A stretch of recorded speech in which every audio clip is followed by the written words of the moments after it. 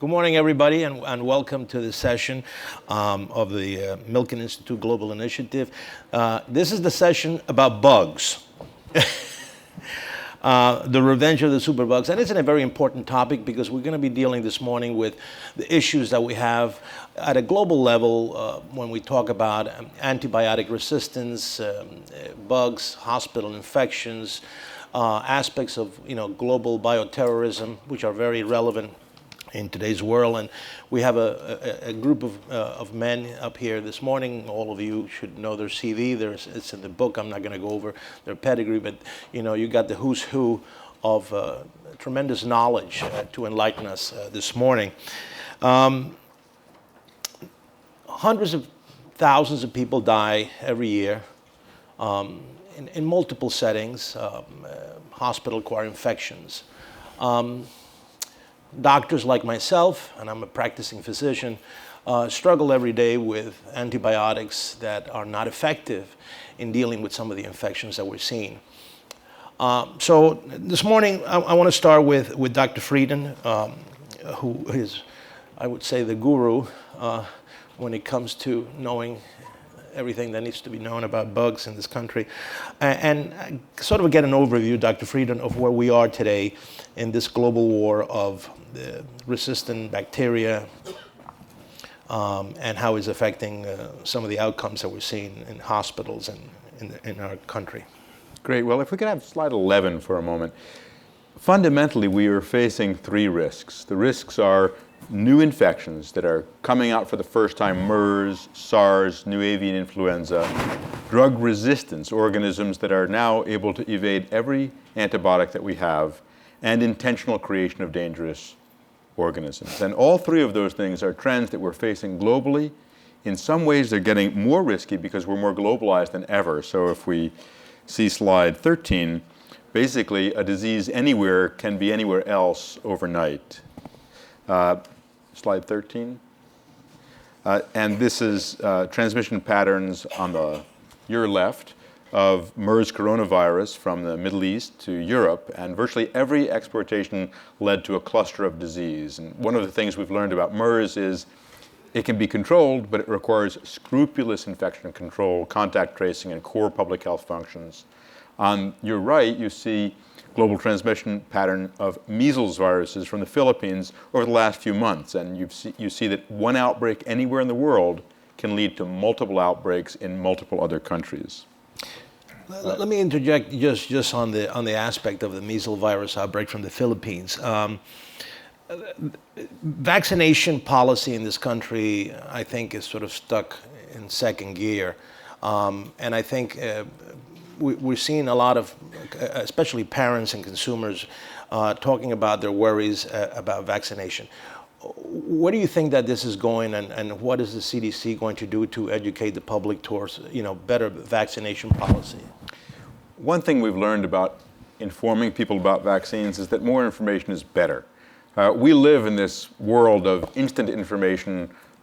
Google and you get all sorts of information, some of it very accurate from the CDC website, for example, some of it not so much, especially about vaccines. And in any vaccination program anywhere in the world, there's always been some conspiracy theory, there's always been some concern about it. So our approach to that is not to hit harder, but to be more open, to say, okay, here's all of the information, all of the adverse events that are up, and to understand and to then bring forward people, for example, parents whose children got very sick or died from a vaccine-preventable disease and have been willing to come forward and talk about it.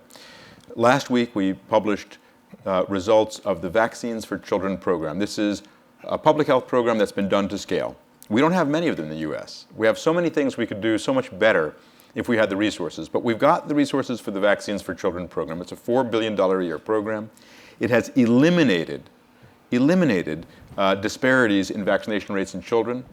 And over the past 20 years, it has prevented more than 300 million illnesses, more than 20 million hospitalizations, more than 700,000 deaths of children in this country, and it has saved more than $295 billion in healthcare costs and about $1.4 trillion in societal costs. So vaccination really is, like most of public health, the best buy in our health sector. Let me call for a video, if you have that on cue. I'd like everybody to see this. Put a little animation here in the group. Somewhere in the world, the wrong pig met up with the wrong bat. It's up there.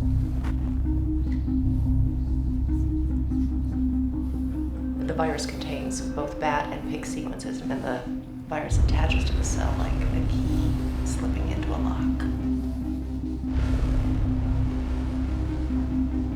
Running? Oh, back. Hey. Unfortunately, she did die. Right. I'm sorry. Okay. Listen, can I go talk to her? I want you to move away from the table. Should I call someone? Call everyone. You ever seen anything like this before? No.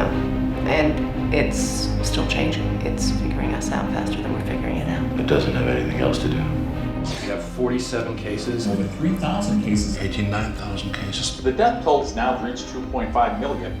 If we even had a viable vaccine right now, we would still have to do human trials, and that would take weeks. Then we would have to get clearance and approval, figure out manufacturing and distribution. That would take months. How fast it multiplies depends on the incubation period, how long a person is contagious, and we need to know how big the population of people susceptible to the virus might be. In 72 hours, we'll know what it is, if we're lucky. Clearly, we're not lucky. When the word goes out, there will be a run on the banks, gas stations, grocery stores, you name it. People will panic. The virus will be the least of our worries. It will tip over now. On day one, there were 2 people with it, and then there were 4, and then it was 16.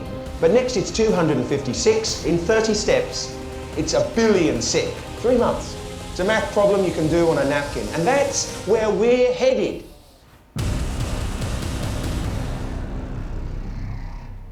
The movie Contagion came out in 2011. It was a fascinating movie based on some actual facts. The epidemic of SARS in 2003, and the flu pandemic of 2009. And Dr. Brilliant, you were instrumental in consulting for that movie and helping put it together. How real is it? Well, I think the reason that Contagion succeeded is that the science was the best we could get. We called, I think, the top scientists on epidemiology from around the world and brought them together, and we took their average expectation and we cut it by 10. I've heard people say this is the worst case scenario. This is certainly not the worst case scenario. But let me just tell you the outcome of it rather than the origin of it, because everybody always asks the origin. How many of you saw the movie? So I was speaking at something called the Renaissance Weekend, and I showed a clip like this. And a fellow named Walt Ornstein came. I'm sure you know this guy. He works at the American Enterprise Institute. And he came up, he says, Dr. Brilliant, I've been telling everybody in the Tea Party, I advised the Tea Party, I've been telling everybody, cut everything in the budget, cut, no exceptions, because the moment you have one exception, there'll be others, cut everything. And then I saw Contagion, and now I tell them the same thing, cut everything, cut, except pandemic preparedness. And that's the outcome that we wanted. We wanted people to understand that while this is a low probability occurrence, it's very high risk. And we don't do that well as a society, thinking about these things. The origin was that Jeff Skoll, who's the owner of Participant Media, and started the Skoll Global Threats Fund that I work at and run, he was worried that people would underestimate the risk of a pandemic, and the 2008 H1N1 pandemic sort of was received as if the public health community exaggerated. This was an opportunity for us to be perfectly accurate and also drive home the reality. When you look at a movie like this, and I'll leave it open if Dr. Frieden, you can make a comment, or anybody in the panel, who should take the leadership when it comes to preparedness? Should it be government or should it be private industry? I mean, we have a very strong healthcare private industry in this country, from biotech companies, pharmaceutical companies who spend billions of dollars in research. But at the end of the day, who should take the leadership? Let me say something before Tom does, because I want to say something about CDC. We modeled all of the heroes in this movie after the real heroes, and that's the heroes at CDC. They are the heroes. This idea that you would risk your own life to vaccinate yourself, that is the ethos of CDC, and we're damn lucky to have CDC as our leader in this, and we wanted also to pay a little homage to that in this film. Public employees don't exactly get a lot of homage, so there you go. How's that? It's good. But there are certain things that are fundamentally government functions. That doesn't mean that government can or should do it or go it alone. There's an important role for philanthropy, for business, for academia, but the detection and response is going to have to be a government quarterbacked response. If we could see slide 12 for a minute, I'll show you one thing that's going on today. We have an Ebola outbreak in West Africa. We have not had Ebola in West Africa before. This is a look of what Ebola looks like. This is the results of Ebola. This is an isolation ward for Ebola. And I'm confident that this outbreak will be stopped. It will be stopped because of traditional public health work and because of many partners. So we've now trained other governments to do laboratory testing. We've trained hospitals to do detection. We've set up laboratories in other countries. And that's really what we want to go to next, expanding our global health security by strengthening other countries. And last one I'll show in this series is just slide 15. Basically, we've got only about 1 out of 6 countries in the world that even claim that they're able to find, stop, and prevent outbreaks. This is pursuant to a global treaty, the international health regulations that every country signed on to. So what we want to do over the next few years is really change this picture. We want to make sure that the blind spots are just disappearing all over the world, that we have public health 911s in more than 30 countries, that we have 4 billion people better protected than we have today. And we've done pilots on it in the past year. They've gone very well. We're working closely with the Defense Department, with private industry, academia, but fundamentally this is about helping other countries so that we can be safer and they can be safer. And that's the next big direction for us in the global protection against pandemics. Thank you. Let's bring it back home now a little bit to the relevant issues of the day. I don't know how many people this morning read the front page of the New York Times. If not, you should. There's a fascinating homepage article about an outbreak in New Orleans hospital, children's hospitals in New Orleans. And it talks about the breakdown of the system in a hospital. It talks about how multiple children die. There was poorly timing in making the right diagnosis. There was poorly timing in doctors communicating with each other. And ultimately, a lot of children suffered, and finally it was found that the mechanics of the hospital when it came to infection control were poorly managed, and things broke down from that. So which brings us to the local state of our healthcare system in America today. And I'm going to go to Dr. Cole because this is something that you're very familiar with.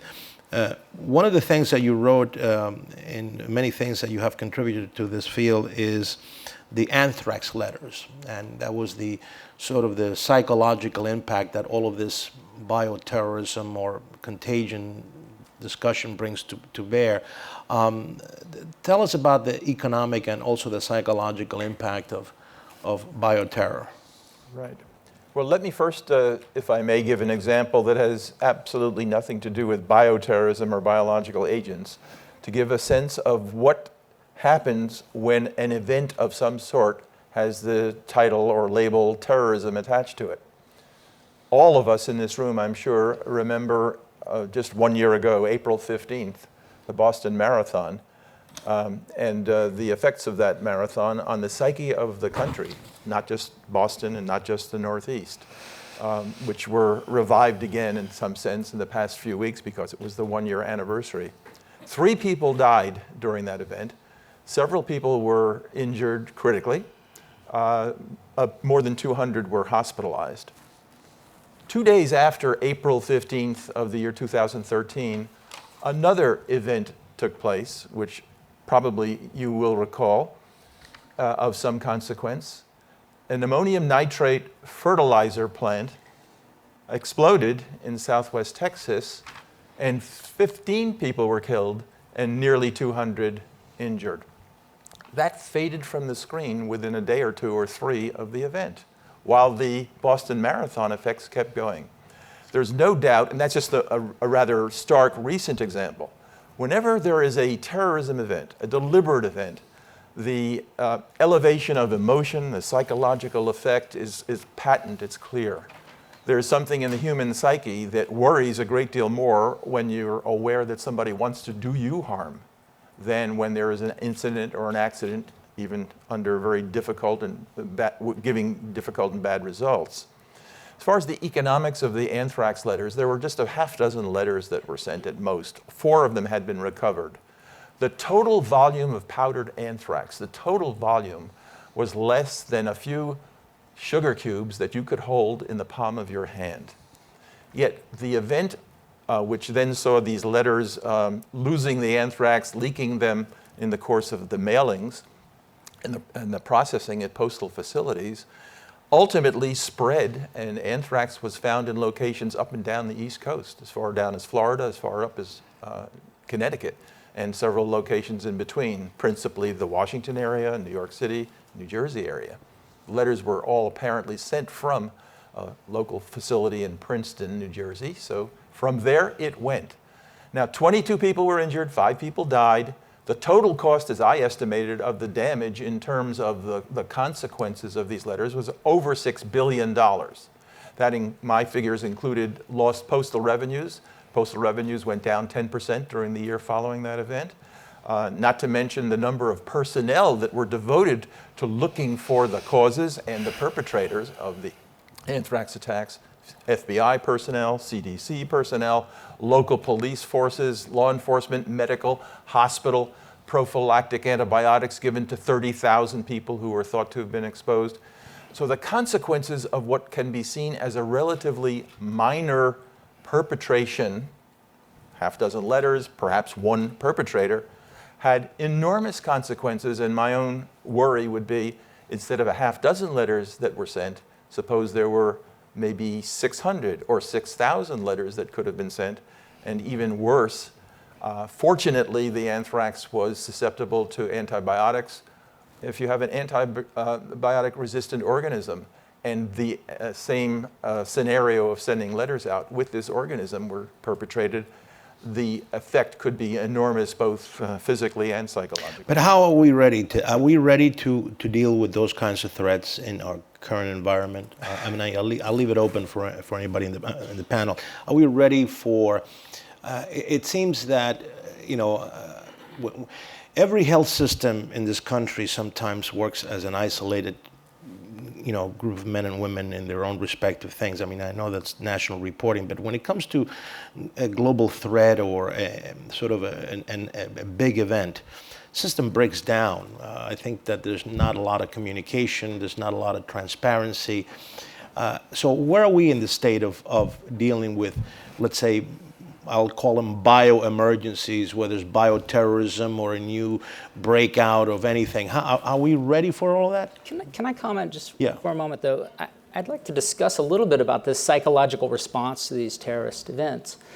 And of course, we need to be prepared. We have to prepare ourselves for biodefense, but we can't allow it to override logic where every DoD, Department of Defense laboratory in the country has the most cutting-edge DNA sequencers, has a big fat budget to do sequencing on any organism they get a handle on.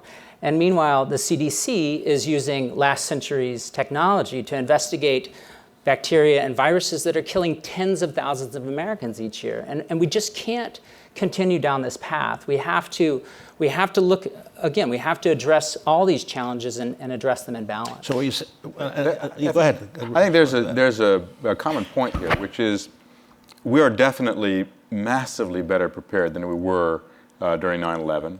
And we also recognize that we need to be better prepared than we are today.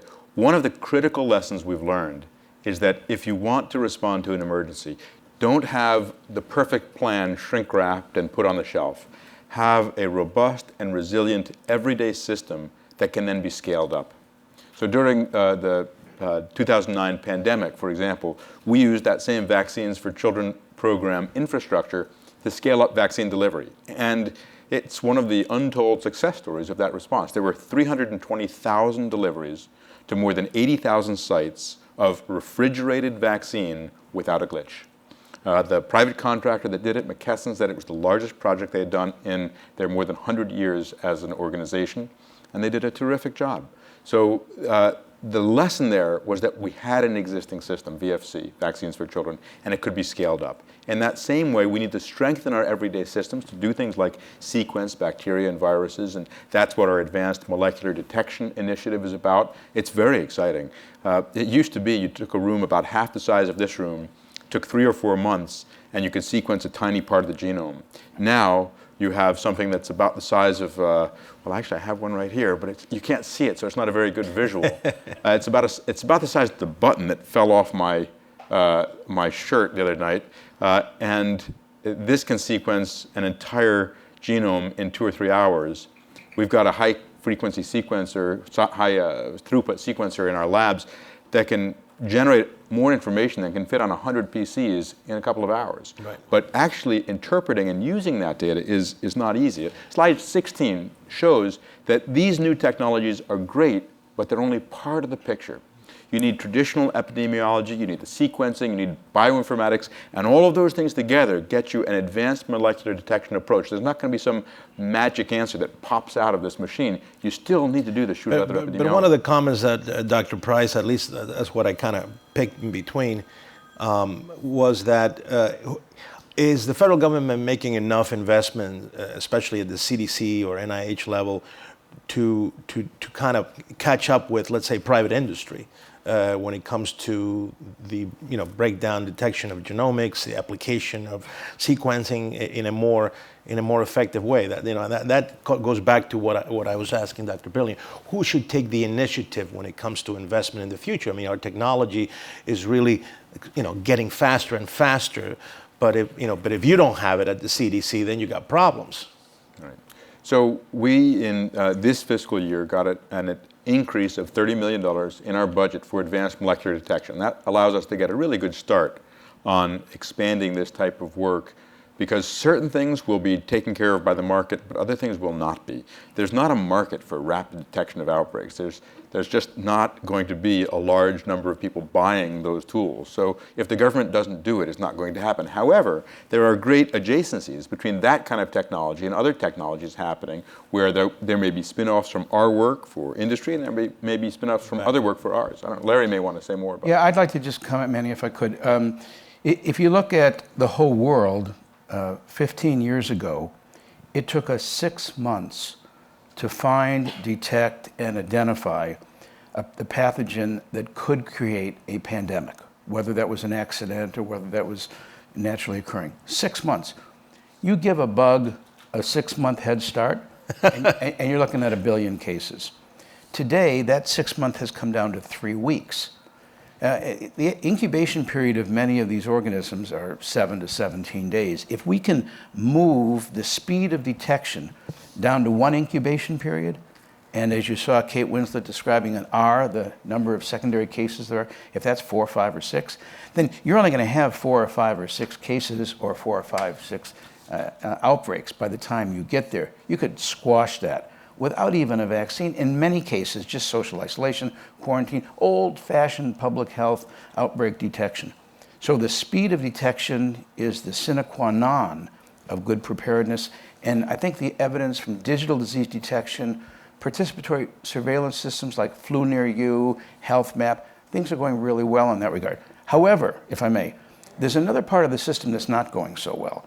So I think everything that Tom just talked about, and I'm talking about, that's the system over 4 of the 5 people on this panel have something to say. But the system that you have something to say about, the media, that's totally out of control. And you asked, how are we doing with regard to pandemics, God forbid, a deliberate bioterrorism, a lab accident? Just ask yourself, what is the most dangerous threat to the country? Is it that an organism will get out of a lab, or that there'll be a fungus among us, or that it'll be on CNN 24/7? I didn't touch Fox. could. But it'll be all over, and it'll become a conversation that becomes a meme. And so if we could understand what the national interest was and pay respect to what the media interests are and train more people. I'm really pleased that there's a former director of CDC who's now a media personality, that there's a lot more doctors on television. You're terrific. I mean, I love that stuff. But it's not enough. We don't have the consciousness of, not crying fire in a crowded country. We don't have that consciousness. No, I totally agree. I think the media reporting of a lot of health news has a lot of sensationalism to it. You never get to the facts of the case. And that was one of my comments this morning when I was talking to Dr. Frieden, in the sense of why this vaccine in this country has such a bad rap is because you allow the microphone to people that are not healthcare professionals who give a gut reaction, and you can't do anything about it. It becomes sort of the national news. And then mothers and fathers get wary and they don't vaccinate their children. Let me get back a little bit with Dr. Price, because one of your expertise is occupational medicine. And sort of keeping with the same theme as to how well are we prepared in this country and the state of affairs. Getting back to the New York Times story this morning where there was this outbreak in this hospital in New Orleans, it appears that one of the big factors in this terrible outbreak of this bug in this hospital had a lot to do with the way the hospital ran their laundry. And as simple as that, people don't realize that every component in the hospital is interlocked, whether you're in the food services area, whether you're a phlebotomist drawing blood or whatever the case may be, everything is interconnected. How are we doing in that area today? And do you think that hospitals need to do a better job? And how do you get them to do a better job? Well, when it comes to antibiotic resistance and superbugs, it's antibiotic stewardship and hygiene are the diet and exercise of this problem, right? There's, in some ways it's very complex, in other ways it's very simple. Doctors don't wash their hands, I can tell you that. They don't wash their hands. And they're transmitting these drug-resistant bacteria. And then we're also overusing the antibiotics, so we're creating the drive for these drug-resistant bacteria to come up, and then we spread them around by not washing our hands enough. But then if you turn your attention to how we produce food animals in this country, we have 9 billion food animals crammed together, surrounded by their own feces, and then we feed them low doses of antibiotics at a constant rate. And that's not just raising the risk for drug-resistant bacteria. That is a tried and true formula for creating superbugs. And then those superbugs can spread to people through occupational risk, through the environment, and through the food supply. So we have a very efficient system of chopping up these animals, putting them into packages, and delivering these contaminated food products to every grocery store in the country. So, we need to think about hygiene in the hospitals, and we need to think about hygiene and logic on our farms as well. But we know all of these things. And yet we haven't made great stride on the simple tools. As I said to you before, in my own hospital, we have a couple of professionals, walking around monitoring physicians if they wash their hands before they go see a patient. And I can tell you very proudly that our compliance is abysmal, And I get the reports back, Dr. Alvarez, 20% of your doctors didn't wash their hands, and I go in before meetings and say, hey guys, before you go in patient's room, please, Purell yourself and go inside and do the whole thing that you have to do. But it's such a bad habit, and the thing is, because the bugs are changing, this is not in the psychic of a lot of healthcare workers today, and I don't know how to break that psychic. Well, go ahead. Go ahead, please. I think we've had this historic reliance on new drugs to fix the problem, right? So since the 1940s, when we first introduced antibiotics, we saw resistance emerge, but we had a new antibiotic, right? So we tackled resistance with a new antibiotic. Resistance emerged, new antibiotic, resistance emerged. And so we're used to thinking about technology rescuing us. And so the docs, it's almost logical, right? There's going to be another antibiotic to treat an infection that occurs. Yeah. But we're running out of shelves, right? We keep reaching higher and higher on that antibiotic shelf, and we're out of shelves. Meanwhile, the bacteria keep getting resistant. Right. So we have to relearn our lessons about hygiene that we learned before we had antibiotics. So we think that this issue of resistance in hospitals is very severe. We're seeing now organisms that are resistant to every antibiotic we have, that can spread rapidly from patient to patient and organism to organism, that kill up to half of the patients they infect, what are called CRE, or carbapenem-resistant Enterobacteriaceae. That C stands for the most extended spectrum, strongest antibiotics we have. These organisms are now resistant in some cases to everything. But we actually have some hope. For this reason exactly, that the things that are straightforward and simple can actually work to turn this around. And if we can see slide 20, we're now recommending that every single hospital in this country have an antibiotic stewardship program with commitment, single leader, usually a physician, systematic tracking, education of doctors, reporting back consistently, and implementation of policies such as an antibiotic timeout. So yes, if you got a patient who's sick, start it right away after you get the test to see if the patient really has an infection, and then 24, 48, 72 hours later, stop, think. We did an analysis. In US hospitals, half of all patients get an antibiotic during their stay. Of those antibiotics, about a third are either unnecessary or inappropriate.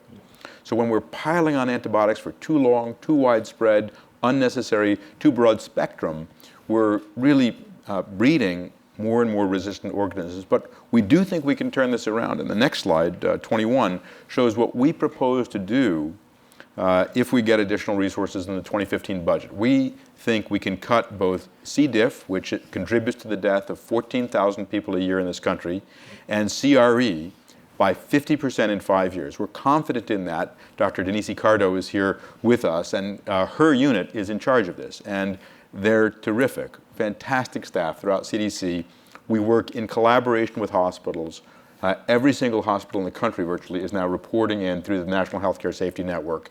They're essentially incentivized to do that through CMS, and that information is increasingly transparent. We worked with hospitals. The American Hospital Association is on board with this. We've worked with community groups and non-governmental organizations. The Consumers Union, Consumer Reports, have been terrific advocates for this. We now have 30 states that have mandated public reporting of this, and it's going to be on the CMS website from the CDC data. So we think that with investment, we can see that kind of impact as we have in immunization. You know, and again, to pay homage to your work and your staff work, you know, I think that you have been one of the strongest leaders that the CDC has had when it comes to this whole issue of transparency, especially for hospital reporting, which is, you know, goes against the culture or the grain of physicians. You know, it's not that they want to lie or they want to hide their data, it's that they don't want to share their failures. And this, of course, is such a bad and terrible policy. So I congratulate you in bringing that to the forefront. So, can I jump in? Well, I was going to get to you now on the issue of transparency. You are very much in the leadership to talk about, let's say, terror medicine. And it's a very unique word because it's kind of terror medicine. I mean, what is that all about? But I guess you could extrapolate it and use it in many ways. But in order to have a good terror medicine policy, and I'll let you speak about that, you have to have a lot of communication. And I think that's a big mantra. So let's address this whole thing about how do hospitals become more transparent, and how do you apply this new aspect of terror medicine into the future of healthcare in America? Okay, actually I was going to jump in and talk a little bit about this, and I thank you for raising this question. First, the term. Few, if any of you in the audience probably have heard of the term terror medicine. It emerged a little more than a decade ago based on the Israeli experience during the Intifada between 2000 and 2005, when there were terrorism attacks literally 2-3 times a week in some cases. Bombs were being exploded in cafes, in movie theaters, in shopping malls, suicide bombers. The Israeli experience during that 5-year period in terms of medical response began at a level probably not much better, but somewhat better than what we might be able to do here now. And By the end of the 5-year period, it was remarkably better. I'll just give you one quick example. In the beginning, as of now, for example, it's not clear how many people could be brought to a hospital within minutes. The Boston Marathon incident was an exception because there were 5 level 1 trauma centers, great centers, literally within a couple of minutes away from the site of the bombing. But typically, it would take a lot longer to bring large numbers of casualties to hospitals and to distribute properly.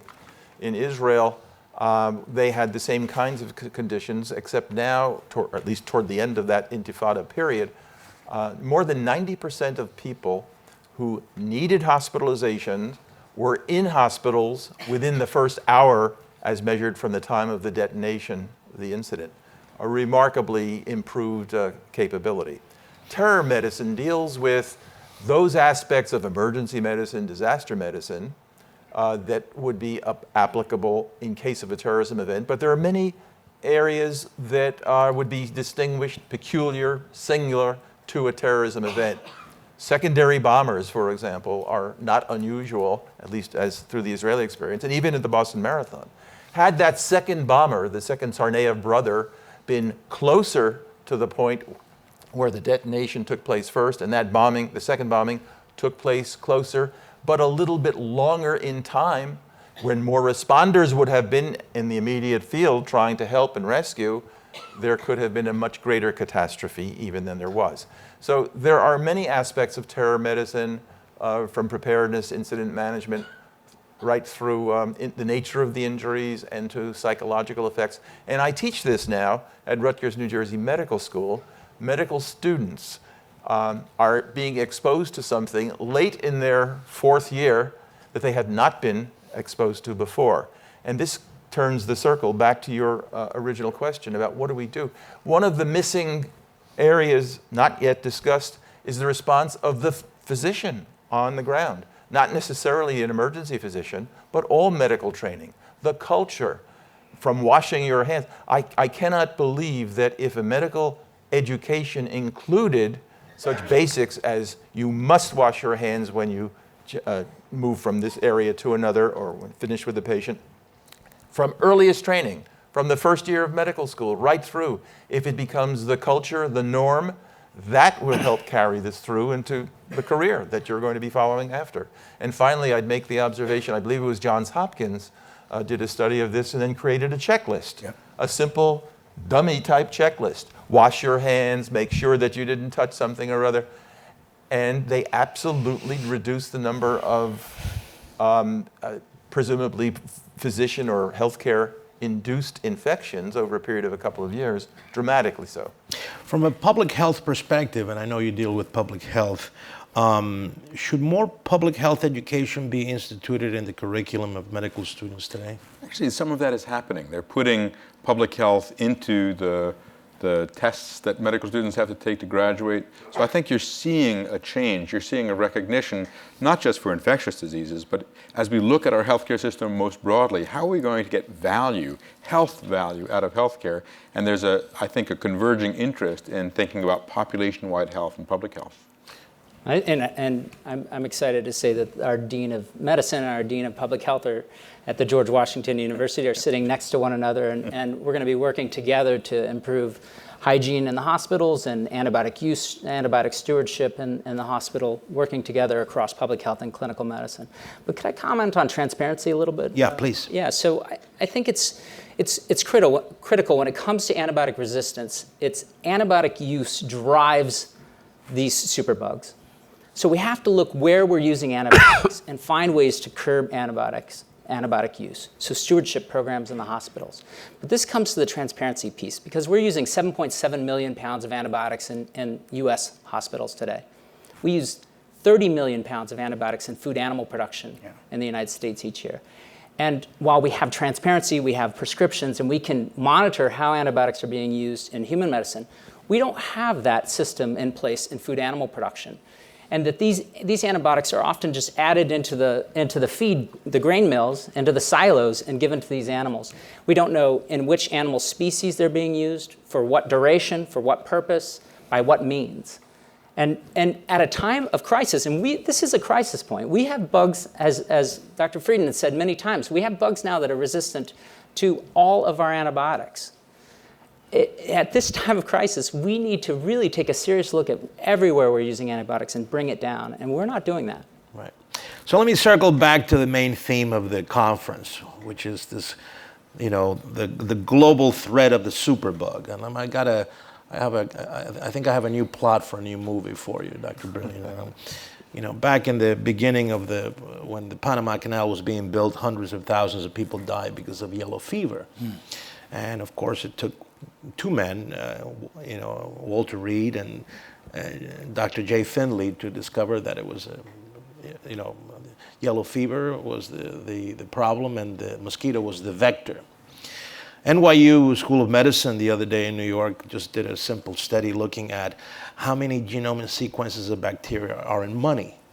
And they discovered that 6,000 genomes of different types of bacteria, from E. coli, Salmonella, you name it, were in our regular dollar bills. The base of a dollar is mostly cotton fiber. And it has a lifespan, a dollar has a lifespan of 2 years in circulation, and it sits in the back pocket of your nice warm body. So it's a perfect milieu for the developing of carrying germs. So we used to have mosquitoes back in the early 20th century. Now we have money. And the question about global pandemics, to me, always has to do with, what the vectors of the future are going to be. And I sort of, in my own Machiavellian way as a Fox News person, always think about the global threat of invasion from afar. So we have airplanes and we have money.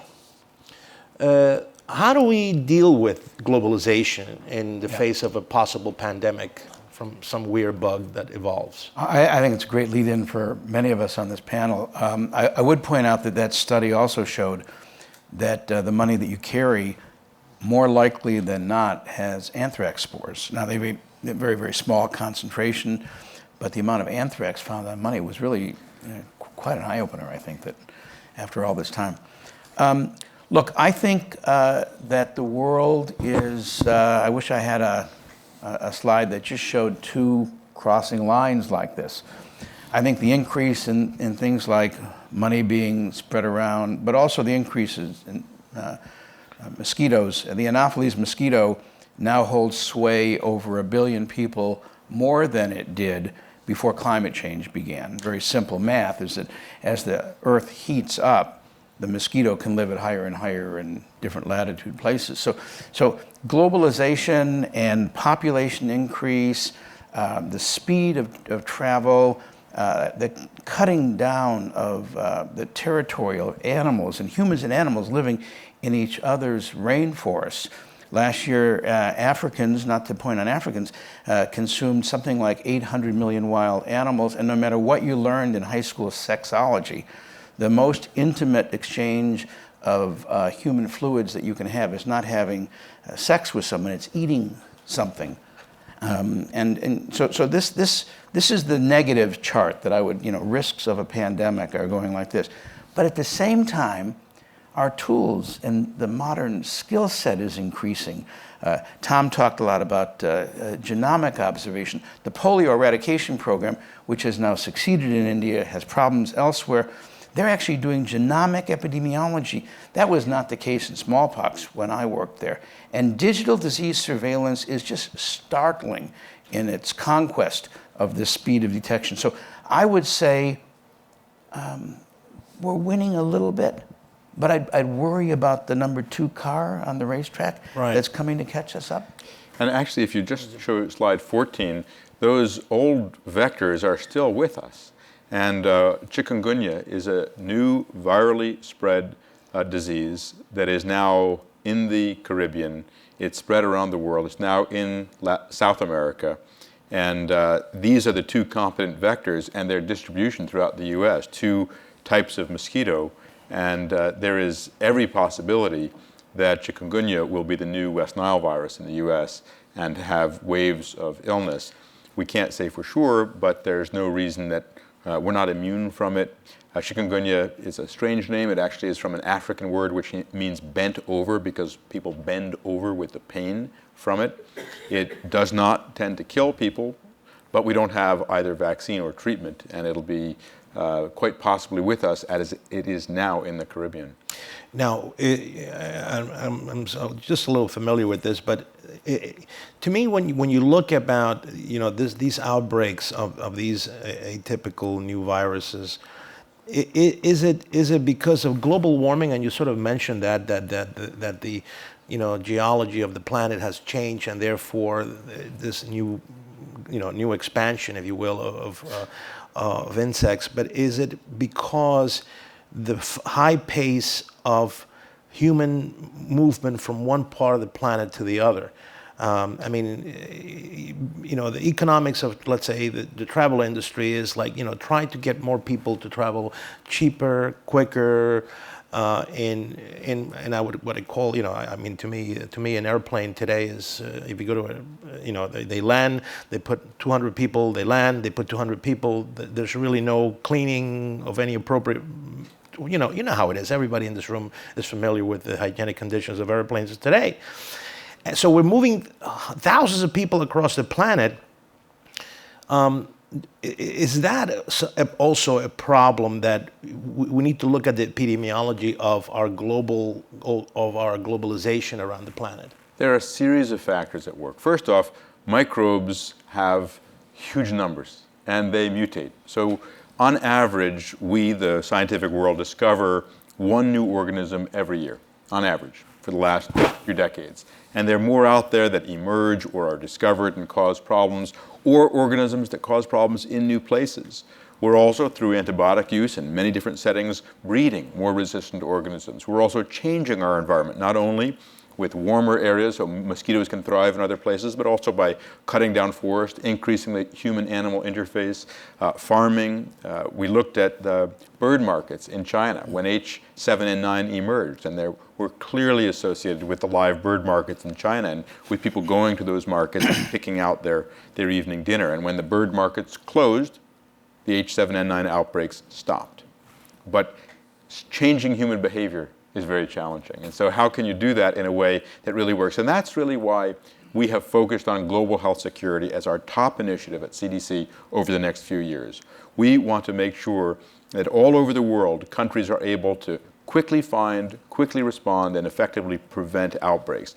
That's how we're going to protect them, protect us, and build resilient systems that can deal with anything that nature or humans throw at us. All right, so let me throw a question at you, getting back on the issue of transparency. China, which is one of our global partners, I think has a little bit of a history of not being too forthcoming about information. They have one of the largest populations in the planet. They have a tremendous trade with this country at all levels, from foods to people to everything else. From a federal perspective, how confident are you that you are getting the timely information, and how transparent are governments like China or India when it comes to this global threat? On H7N9, China has been an absolute model of transparency. We worked with them for a decade. They know they messed up in SARS. They know it. And they came to us and they said, what can we do? We worked with them intensively. In fact, they created an institution called China CDC. It has huge letters as tall as this backdrop or larger outside their building. China CDC doesn't mean a thing in Chinese, but that's what they call it. And in this case, we think stealing our brand is okay, because they actually work collaboratively with us. We have staff there embedded with them, working full-time with them. When H7N9 emerged, first off, we had spent a decade helping them learn, how do we monitor for it so we can find it all over the country? How do we diagnose it? How do we sequence the genome? We helped them become a World Health Organization collaborating center for influenza. Sounds nice, but what it also means is they're required to post the genome on the internet. Right. They posted that within hours of finding it. We were able to download it and make a diagnostic test within hours and begin work on a vaccine within days. So that kind of harvest of 10 years of collaboration is yielding tremendous fruit. It's allowing us, we have vaccine trials that are concluding now, we have tracking of the virus all over the world. It's still a really tough virus to deal with, but we're so far ahead of where we were before. that's a success story. But there are countries all over Africa and Asia that don't have the capacity or don't have the staff or don't have the laboratories to do that. And as long as there is a blind spot anywhere, we're all at risk. Manny, can I jump in? Yeah, I was going to get to you. Yeah, one of the other really good things that happened out of that awful SARS pandemic is that WHO, and particularly David Heyman, who was the deputy director of WHO then and responsible for investigating SARS, he reasoned that maybe China would get better, and it has, of course, but it's just impossible to think that every other place could get better as well. And in fact, that SARS epidemic was not picked up by the Chinese government. It was not picked up by WHO. It was picked up by a digital disease surveillance system in Canada. And in that system, because it scanned the news in Chinese, was able to find that outbreak months and weeks earlier than any other form of detection. So David and many others looked at the WHO regulations, and this is nothing's more boring than talking about a global organization and its policies. But the policy... I have my WHO question here because I was going to get to it. But the policy used to be until 2006 that WHO could not take official recognition of a report of an outbreak unless it came from the health minister or the health ministry of a member state. And David and others worked to change the international health and sanitary regulations. Even that sounds boring. But changed it so that not only could WHO act on and send a team in response to a report not from the health minister, but every country was required to encourage that kind of citizen reporting and those digital surveillance system reporting, and WHO could and must act on it, and they created something called GORN, the Global Outbreak Response Network, which sounds like that should be in a movie, GORN. But that's a whole new way in which the world responds with CDC to all of these outbreaks, and I think it's very encouraging. And I'll ask Tom, but I'm very encouraged by that. Incidentally, those regulations also require any country to report an outbreak that they know of in another country if that country hasn't reported it. That's it. And so we've had a few situations where we've said to the country, you know, you need to report this, and we're really sorry, but if you don't, we have to. And you know something? They report. You know, which gets to the whole issue of the transparency again. You see how, the WHO has been around, for such a long time, but to me, it never became an effective body until very recently, being able to do something, because you sort of you have to rely at the domestic level of the government to realize that they may have a problem in their hands. And again, this is a question to you. You talk to a lot of global leaders when it comes to many issues in healthcare. Do you think that there's the sentiment at a global level, especially countries that carry a lot of, that have large populations, whether you're talking about Brazil or Mexico, that they get it. They get the whole idea that we have bugs that are not sensitive to penicillin or any antibiotic, that we have global warming that is enhancing the potential vector effect of mosquitoes around the planet. That, do they get that? I think in many cases more than we get that. I mean, look, it's a complicated world, and there are 204 member states, countries that are members of WHO. I would say that WHO was damn effective in running the smallpox eradication program. We eradicated smallpox. It has been very effective up until now in working on polio eradication. India has not had a case in 3 years. And I think WHO still is structured for the 19th century, and it hasn't come in to the 21st century. That's not a surprise to anybody at WHO. And in 2 weeks, there will be the annual World Health Assembly, and I'm pleased to tell you that a report will be brought there on restructuring WHO, which will come out of Chatham House in London.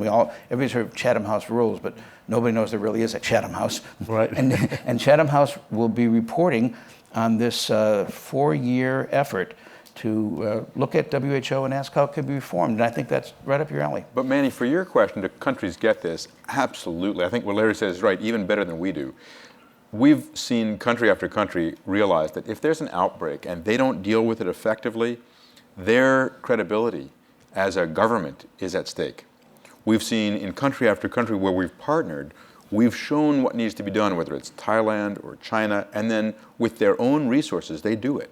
Because once they know how to do it, they do it. But where we need to do more is helping countries build capacity. It isn't so much the will to do it, it's the ability to do it.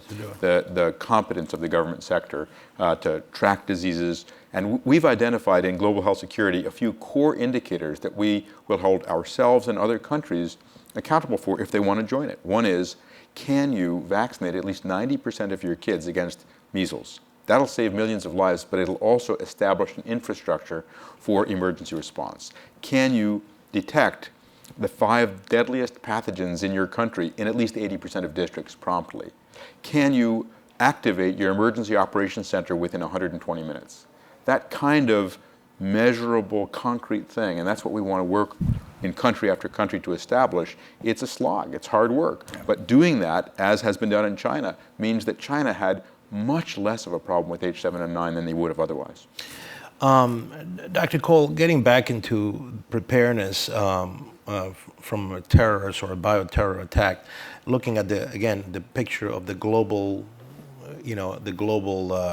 scenario, because the mentality is that yes, we could have a bioterror here in America that could create a dispersive bug that is resistant to X and Y, but actually, if we sort of follow the logic, it could be done in a partner country, and therefore have the expectation of it to come to America from afar. But from a bioterror or terror medicine perspective of preparedness, as you deal with emergency medicine, any positive lessons to be learned from partners abroad? Are other people doing a better job in terror preparedness that we can sort of need to include here in America?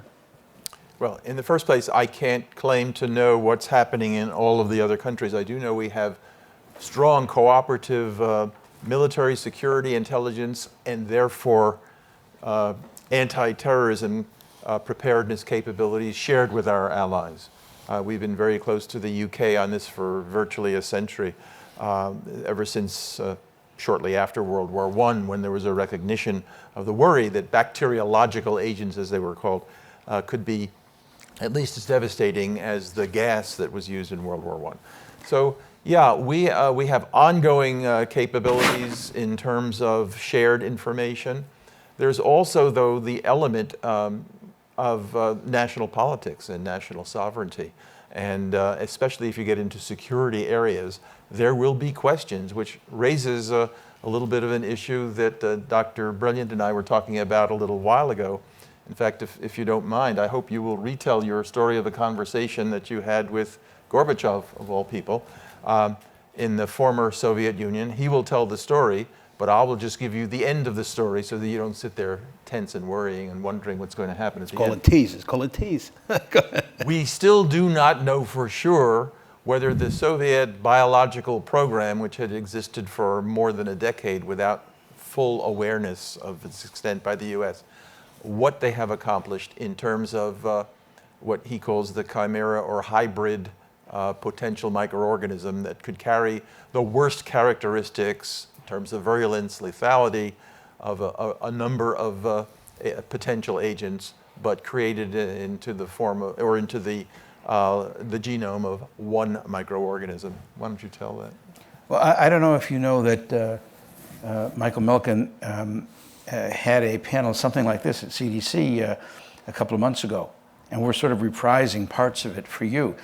But on that panel, and it was a really great panel, one of the questions were the deliberate efforts that the Soviet Union did to create something which was called, it sounds like it's out of a James Bond movie, Vector, which was a group also known as BioPrepare to manufacture biological weapons for use as a replacement or a complement to nuclear weapons in a war. And I was at Google. I had just gone over there, and I was a vice president. I was in charge of building the Google Foundation. And the phone rang, and my assistant answered and said, "It's President Gorbachev for you." And I, of course, thought this was a joke. And I picked up the phone. I said, "Who is this really?" And it really was President Gorbachev. And he had heard that Google was starting a foundation. He had no idea I'd worked on the smallpox program. Didn't know I was a doctor or anything like that. And he said, would you have lunch with me? I'm thinking of starting a foundation called Global Green. Many of you may know this wonderful work that Global Green is doing on the environment. So we went out to lunch, and he was asking, you know, what's a 501c3? How do you start a foundation? Nothing at all about bioterrorism. And we had a really nice time together. And then as we were standing up to leave, we had stood up. I said, there was a translator there. I said, Mr. President, may I ask you a question? He said, of course. And I said, it's going to be a difficult question. He said, da, pejolista, which is yes, you know, no worries.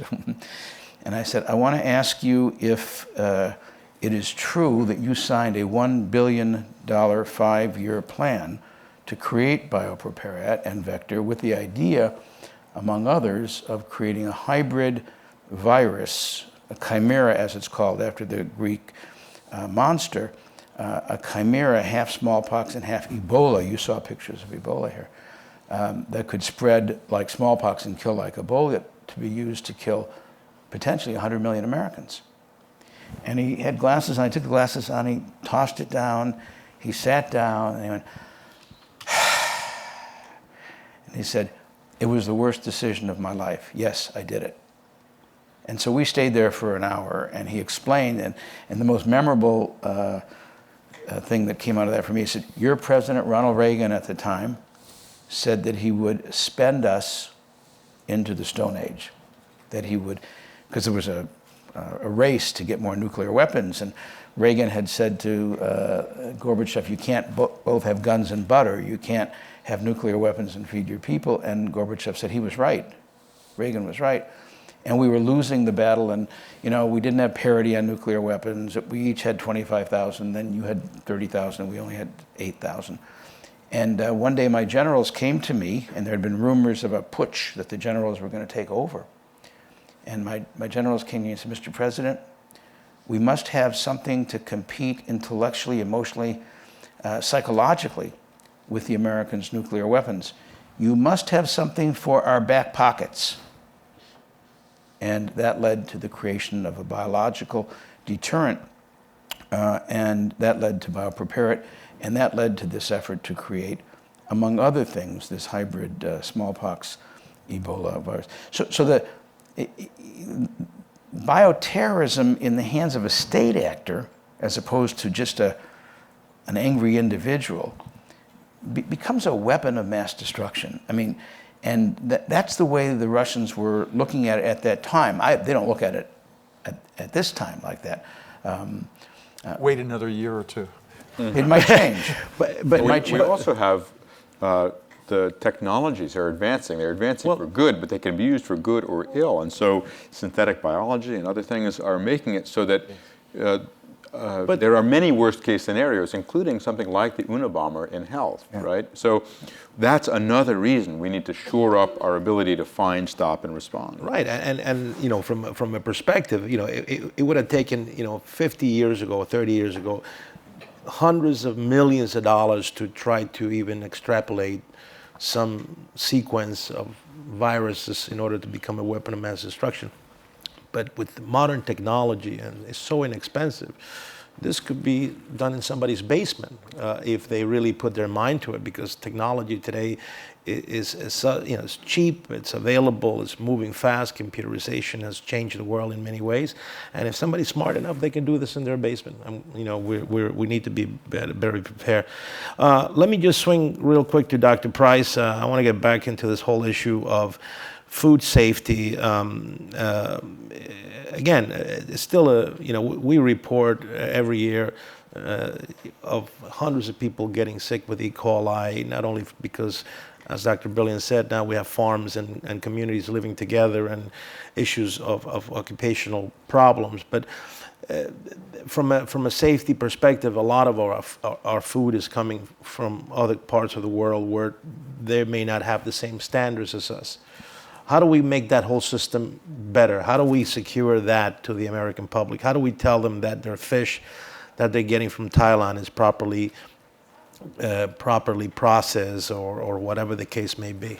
Where do you see that going? Well, actually, I think that we have to focus on what we're doing in our own country right now. I mean, we're just coming off of this Foster Farms outbreak of multi-drug resistant salmonella infecting lots of people. Right.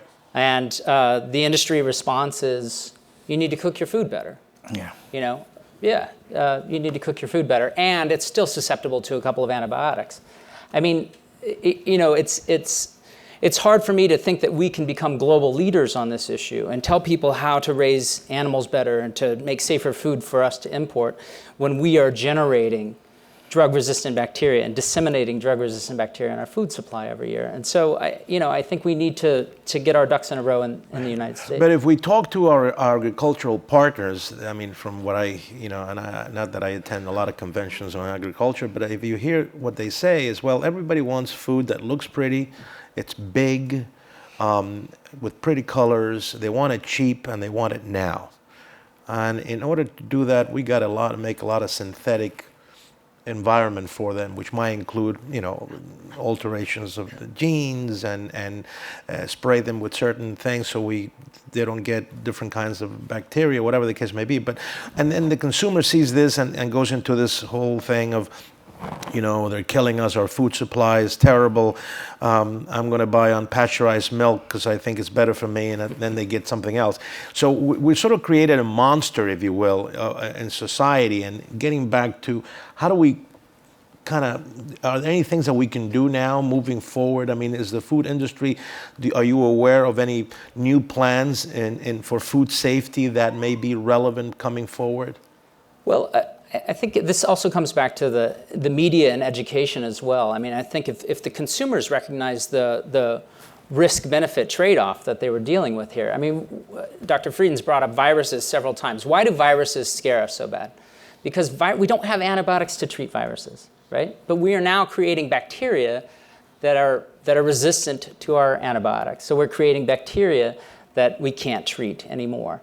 And so, I think that we have to educate the public on, so what's the trade-off for that cheap chicken if it's been processed in a way that creates superbugs?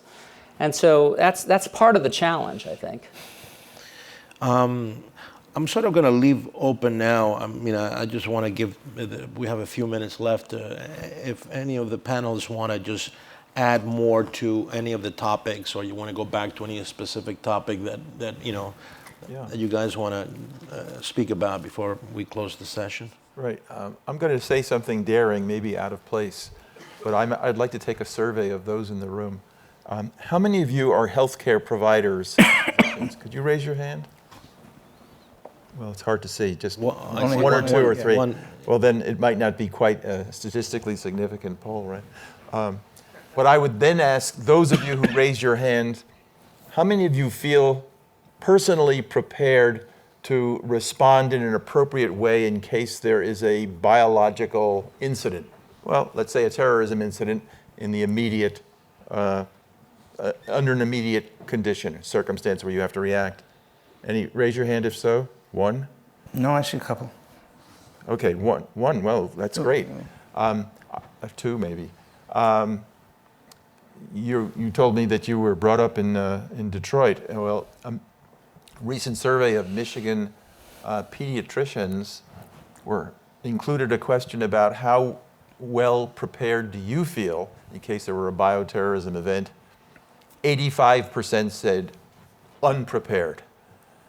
That I am fairly confident would be typical of a response of the everyday medical doctor, pediatrician or not. There's that little preparation. So I'm going back to education, both in the medical school and in post circumstances. Everybody has to take CME credits, continuing medical education credits. There ought to be some compulsory aspects to this, I think, about the subject matter as opposed to just saying, okay, take whatever you want. All right. Dr. Brilliant, last word. I want to end on a very positive note.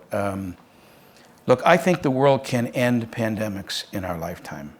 It's a preposterous dream. But we eradicated smallpox, and we did it by early detection and rapid response. In those countries that did not have the kind of resistance to vaccine that we could talk about why that is in Pakistan, we've eliminated polio. And we're this close to eradicating it. Even now, even though we've got a little setback right now, we're still this close. We've eradicated rinderpest. We're this close to eradicating a terrible disease that you haven't heard of, dracunculiasis, guinea worm, the fiery serpent from the Bible. As I said earlier, the speed of detection of new pandemic potential outbreaks has dropped so much that it's almost within 1 or 2 incubation periods. The new diagnostics that Tom was talking about, the point-of-care diagnostics, which will soon be legitimately a lab on a chip that could be put everywhere around the world for $0.50 or 25 cents. We're so close to this new technology. WHO and the world has rationalized its policy from something that was incredibly dumb to something that makes all the sense in the world. CDC is a shining star in the firmament that we're working with. And there are others. By the way, there's a CDC named after CDC in India now too, NCDC.